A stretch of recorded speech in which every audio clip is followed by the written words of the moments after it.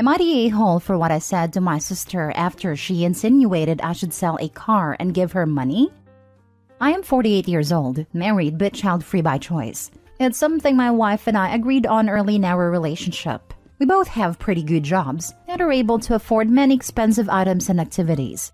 I attribute this to our jobs, obviously, but also the fact that we are child-free and live in a one-bedroom apartment. I own a manufacturing plant that was given to me from my father. On that property, I store 4 classic cars that I have bought/restored. I have always been a car guy, and I plan to buy another car in the next year too. I have one sister who is younger than me and never made the best decisions in life. She has a boyfriend who she lives with after getting divorced twice. She's also in her late 40s, and she has 2 kids who already seem smarter than their mom. She makes an okay living, but she's the breadwinner while her boyfriend that she lives with spends most of his time stoned and playing Xbox. He's always looking for a new job or blaming the capitalist system for him not having a job. Her daughter 10 is a very good singer. I don't have an ear for talent, but to me she's very good. My sister has wanted to enroll her in lessons with a private coach but cannot afford it. Sister has asked me to help her out, since she is embarrassed to ask our parents and she also does not speak to the father of her daughter.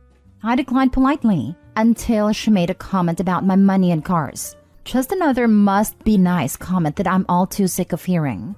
Now, here is where I made my a-hole comment. I said, maybe if your boyfriend can put down the dope for all of 10 minutes, he can help you out. And I have 5 cars, I'll buy another 5 before I give you a dime. I said her daughter isn't my responsibility. She's got a mother and a father. If they can't figure it out, it doesn't fall on my shoulders. My sister called my wife and told her how mean I was to her. My wife now wants us to give the money, but I don't want to. Sure, we can afford it, but I'm not in my sister's welfare. Last bit, I'm sure some of you will make a comment about how I refer to her daughter, not my niece. Well, they live in another state and have for the entirety of her life. I don't see my sister nor her kids much at all, so I don't really know her kids too well. I send them birthday and Christmas gifts, but I'm not close with them. Edit, this is coming up a lot in comments. My sister could have had a stake in the business, but she didn't want to work there. I worked for my dad all my life and learned a business, but she never did. She knew she wouldn't be getting anything with it, and she was okay with that. I also have given financial support to her before. Now for the top comments. Some people here are missing this piece. I declined politely until she made a comment about my money and cars. Just another must-be-nice comment I'm all too sick of hearing. Bolded is my emphasis. So it's been years of making snide and passive-aggressive comments by the sister. The sister that is too ashamed, or too chicken, or just maybe, has depleted the parents' money train because of her constant begging. Maybe she's made too many snippy comments to the parents too, and they've finally had enough. Now, if she'd been nicer all these years, Opie probably wouldn't hesitate to help out. Opie took on the family business. Opie has made it a continued success. Opie made personal choices that resulted in having a comfortable life. Nobody is obligated to help raise or fund their siblings' children. Sister seems to have a habit of making not-so-smart life choices. That is not Opie's problem. Could Opie have been nicer? Less insulting? Sure. But even the most patient people finally have enough. And that's what this sounds like. Not the a-hole. My brother's ex-wife does this every time my mother gives him something. My mother gave him her old car instead of trading it in when she got a new one, and his ex did the "wow, must be nice" sneer and condescend, and my brother just smirked and said, "It is nice." You were honest about your perspective, and it sounds like your sister needs to get in touch with honesty/reality about herself and others. If she's been expecting other people to take greater care of her and her children than she does, that's unrealistic at best. The articulation may have been frank, but it sounds like she needed, and Opie definitely needed, to have a vivid picture painted. I say not the a-hole. She acts this way because she's one of those nothing is ever my fault people. Next story. Am I the a-hole for removing my daughter's bedroom door because she won't stop slamming it? I, 40 female, have 3 kids. Maggie, 14 female, Levi, 12 male, and Charlie, 10 male. Levi and Charlie share a bedroom, and Maggie has her own room as the oldest and also only girl. Maggie's a great kid. She does her homework, helps with chores without too much complaint, doesn't bug her little brothers too much. The issue is that she will not stop slamming her bedroom door. When she gets up to use the bathroom at night, She slams her bedroom door on her way out and back in. When she gets up in the morning or goes to bed at night, she slams it. Pretty much any time she enters or exits her room, the door gets slammed. And it's only her door, none of the other doors in the house. It shakes the walls and frequently wakes up everyone else in the house. Her brother's room shares a wall with hers, and our bedroom is directly above theirs. We've talked to her about it and asked her very politely to please be more mindful about it because it is disturbing the rest of us. But it's in one ear and out the other. We tried being more forceful about it, saying that if she continues to slam her door, there will start to be consequences. Still, nothing changes. It all came to a head the other night when she got up to use the bathroom and all four of us were woken up by the slamming. I have to be up at 5 a.m. for work, and I've had enough of the broken sleep and came downstairs and knocked on her door. She opened it and said, "What?" with such attitude it took a lot of self-control not to start yelling. I told her as calmly as I could that if she slammed that door one more time, she was going to come home and find it gone. She proceeded to yell at me to leave her alone and then slammed it 5 times as hard as she could. Well, the next day, Friday, she went to school and my husband and I both had a day off, so we took the door off the frame and installed a curtain rod with a nice heavy curtain over the door instead. She came home and freaked the heck out. She said we're being emotionally abusive and taking away her right to privacy. She sulked all weekend and won't talk to us now. My mother says I'm the a-hole because I overreacted, but she doesn't have to deal with the house shaking. I want to add that we completely respect each other's privacy in our house, which is why we hung up a heavy curtain and made sure that we couldn't see through it or around it. We even put little Velcro pieces on the walls and curtain sides so it stays in place. She still has her physical privacy, which she is absolutely entitled to, but can't slam a piece of fabric. We also have never and still don't just go into her room unannounced and still knock on the wall to ask permission to enter. We've told her we'll happily put her door back on once she agrees to respect the no slamming rule. So am I the a-hole? Added to add. 1. The curtain is an industrial type that blocks sound and light. 2. The curtain is only meant to be a temporary measure. As soon as she agrees to stop slamming and be respectful of the shared space, we will put it right back on. 3. The door isn't broken or malfunctioning in any way, and there is no draft causing it to swing shut. Not the a-hole. Interrupting everyone's sleep is unacceptable. You gave her plenty of opportunities to change the door slamming behavior, and she didn't do it. Let her sulk it out for a set amount of time. Let her know this amount. 1 week, 3 days, whatever you choose, then return the door conditionally for a trial. If she can refrain from slamming it, the door gets taken off again for even more time. Rinse and repeat until she no longer slams. The slamming it a few times in a row was the point where the door had to go.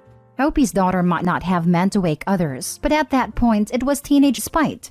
My nephew lost his door for slamming it, and when he got it back, he requested padding to help cushion the door. He actually lost the door when he slammed it shut and broke his little brother's foot during an argument. I think that made him feel worse than the actual grounding. My mother would have tanned my hide if I ever slammed a door spitefully, let alone waking up the whole household in the middle of the night. Different times, I know, but kids these days. Not the a-hole. That's what I call checkmate. You're teaching your kid a valuable lesson, that actions have consequences. And she's even able to reverse this decision if she agrees to not slam, which for some reason she won't agree to it. P.S. The curtain was a great touch. I think she'll agree once she's done sulking. She's digging her heels right now because she's a 14-year-old carbon copy of me. Once it goes back on though, I won't even mention the situation again, as long as the slamming doesn't start up again. Next story. Am I the a-hole for telling my dad he and his wife need to look at themselves for the reason her son is struggling? My dad has me, 16 male, and my brother, 11 male, and our mom died 8 years ago. Dad met Chantal 6 years ago, and they got married 2 years ago. Her son is 10, and my brother and I have known Chantal and her son for almost 4 years now. Chantal's son, Kyle, is an only child, has no dad, no extended family, so he latched onto me fiercely when we met. It was frustrating how he'd insert himself into stuff with my brother. He'd invite himself along, he would try to touch me and hold on to me, and my dad and Chantal told me to allow it and hug him when I'd tell them it made me uncomfortable and annoyed me. Eventually, I started to stop him and tell him not to touch me and not to cling to me. Dad and Chantal realized the three of us hadn't bonded the way they wanted us to. for Kyle. So they insisted on leaving me with both him and my brother and having me babysit them while they left the house. This was during the day and night. Dad would also set up times where I had to take them to the park. So I should bring up my brother and I are close, like super close.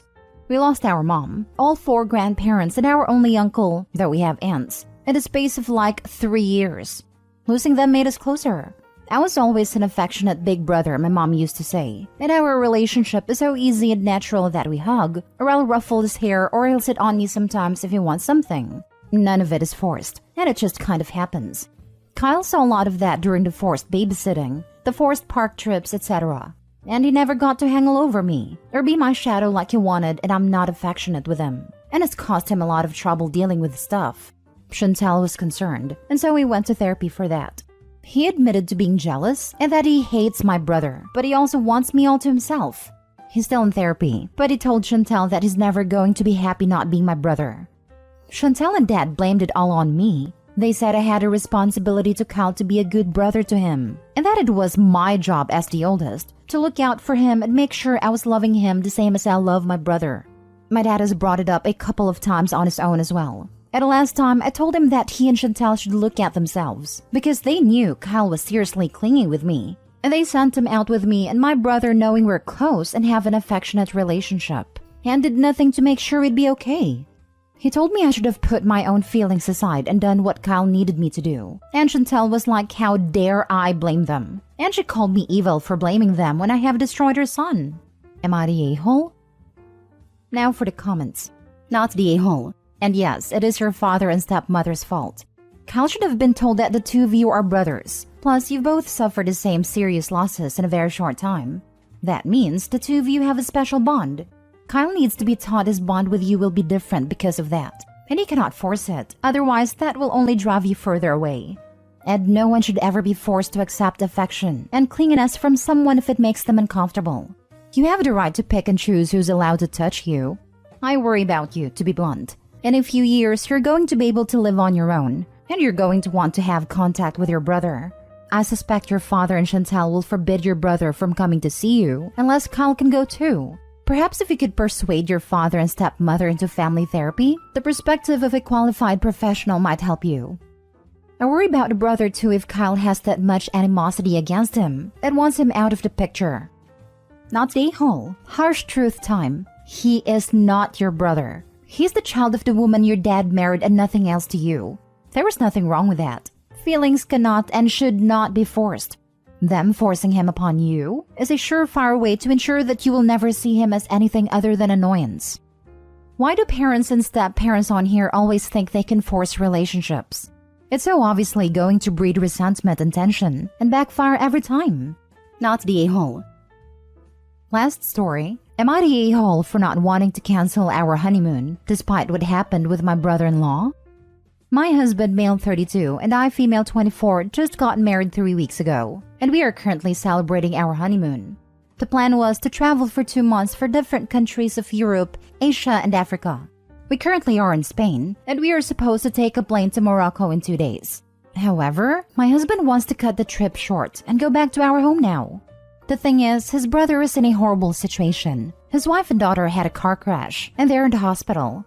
The kid is fine, but his wife has to be a little longer in the hospital. That's all I know. I told my husband that I understand he wants to support his brother, but he's not a doctor, so he can't do anything to help really. And his brother's wife is fine. She probably only has a broken leg or something, and that's why she needs some more days in the hospital. I told him to just call his brother and ask to talk to his wife, so he can send her his best wishes, and that's all that he can do honestly. His parents and his in-laws are helping with the kids, so there's really nothing they need help in. I told him our honeymoon was important, because it's a time for ourselves to enjoy and spend together. He wasn't having any of it. He called me selfish and then he kicked me out of our bedroom. I had to ask for a new one until he decided to let me in again. He told me that he's leaving tomorrow because he needs to be supportive of his brother, and told me I can continue the trip by myself. But that's not the point of a honeymoon at all. I told him so, and he said that if he would have known how witchy I was, he would have never dated me. Am I really wrong here? Doesn't matter how well your in-laws are doing. The only important thing here is that your husband doesn't feel right staying away from his family in this time of need. Your husband is not having fun with you right now. He is not enjoying your company because his mind is elsewhere and he is worried for his brother. Yes, it is 100% wrong of you to ask him to disregard his own feeling just so he can keep you company for your own little sake. You're the a-hole.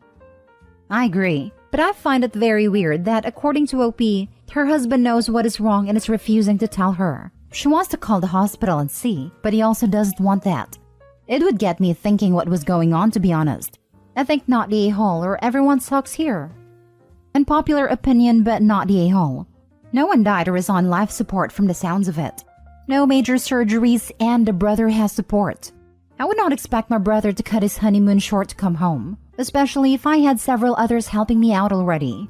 If someone had died, was near death, or was severely disabled, it would be different. Yeah, my partner had a severe work accident that resulted in him being hospitalized for over a month. His family was there for us, and my parents. I would have been really confused if any of my siblings have canceled a really big trip to come sit at a hospital with us. A phone call and checking in to see how things were going was fine, not the a-hole. Yes, maybe I'm biased because I'm not close to my family at all, but sounds like they're coping and have a solid support network.